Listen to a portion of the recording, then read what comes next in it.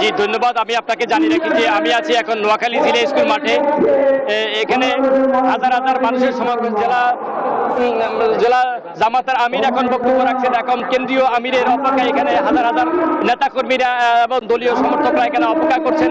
আমি অধীর আগ্রহে তারা সকাল 8টা থেকে তারা এখানে বসে আছেন। আমি এখানে হাজার হাজার লোকের নোয়াখালী জিলা স্কুল মাঠে সমাগম হয়েছে। আপনি দেখছেন যে এখানে সকাল 8টা থেকে আসলে এখানে মানুষ অপেক্ষা করছে এখানে তাদের প্রিয় নেতা ডক্টর শফিকুর রহমানকে দেখার জন্য এবং তার মুখ থেকে মূল্যবান কথা শোনার জন্য তারা এখানে আছেন।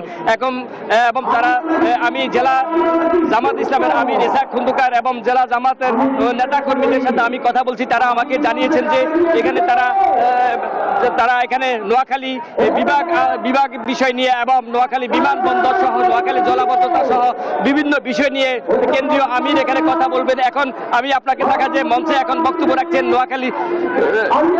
নোয়াখালী জেলা আমির নোয়াখালী 4 আসনের থেকে এমপি প্রার্থী ইসহাক খন্দকার এখন বক্তব্য রাখছেন। আমি আপনাকে দেখাই যে এখানে হাজার হাজার লোক এখানে যারা একটু পরে কেন্দ্রীয় আমির এখানে আসবেন। এখন তিনি তার বক্তব্য শোনার জন্য অপেক্ষায় আছেন। তো এই ছিল আমার কাছে নোয়াখালী জিলা স্কুল মাঠ থেকে সবশেষ।